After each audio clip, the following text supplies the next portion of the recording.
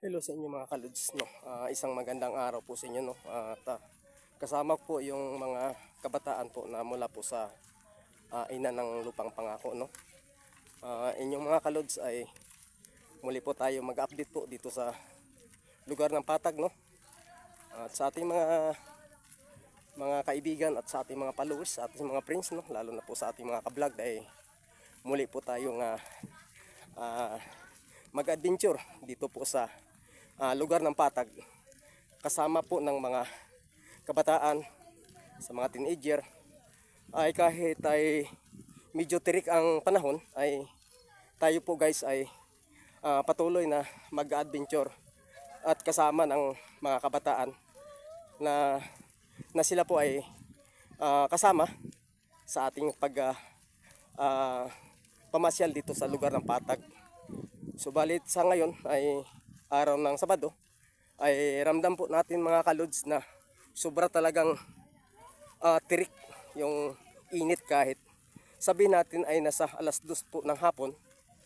Ito na po yung bagong update dito pa sa lugar ng Patag, no? Barangay Payatas. So ito po yung mga hanay na yan ay atin po silang kasama, at habang po kami ay naglalakad patungo po doon sa area na kung saan po kami ay doon muna kami magpahayahay. Subalit ang inyong kablog ay patuloy po, no, lalo na po sa ating mga kaibigan. Hello Lods, ito bagong update po tayo at tayo po ay nakapasok dito sa area na nung nakarang taon ay dito naman din po tayo nag-vlog. At ito po halos napakarami po ng mga teenager na ating kasama ngayon, at ilan po dyan sa mga ka-vlog, no, sa mga content creator ay sila po ay ating kasama. At ito po guys na matatanaw po natin ang kagandahan po ng lugar ng Patag, at makikita nyo po ang kabundukan po ng sitio Antipulo, no. Ayos guys, tingnan nyo.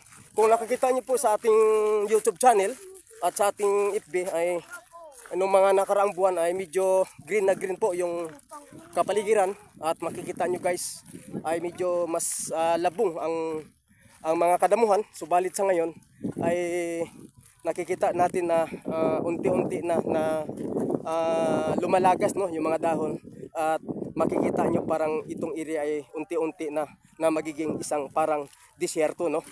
Kaya itong area mainam po na pagbabandingan or papasyalan.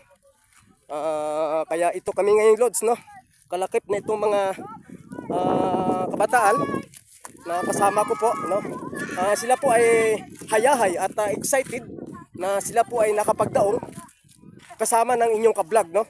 To nakikita nyo at nakikita nyo sa kanilang mga mukha, at ito isang din na content creator, Sander Salazar. okay, isa po sa bagong content creator vlog, no. At yan po guys, yan. Hello. Sa ito, at ito pa unti-unti po silang parating na galing po ng lupang pangako, no. Sa inyo mga kalods, at maghanap po kayo ng kung saan kayo pwede magpupwesto. Kaya sa ating mga subscriber dyan, no, please paki-support lang at paki-like, comment lang po sa ating FB page, at lalo na po sa ating YouTube channel, no, Kanoy.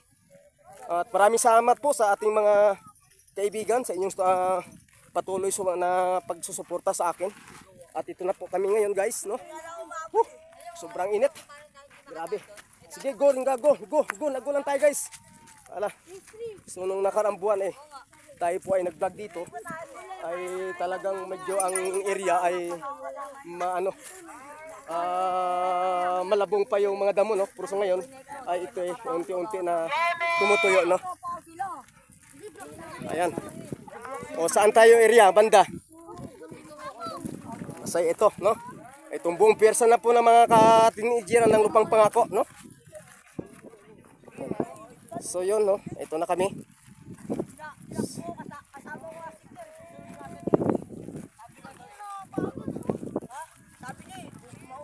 Ito na ko, sige, una kayo dahil ako ay nag-content pa. At may mga ilan tayong mga batang kasama. Ay alam nyo ang ka-vlog ay kasama po din sa pag-protect natin sa kanila. Ganun po ka sensitive, no, kapag tayo ay nagkakandak ng pag-vlog sa mga medyo malalayong kunti na lugar, no. Lalo po may mga kasama po tayong mga teenager at may mga batang kasama, so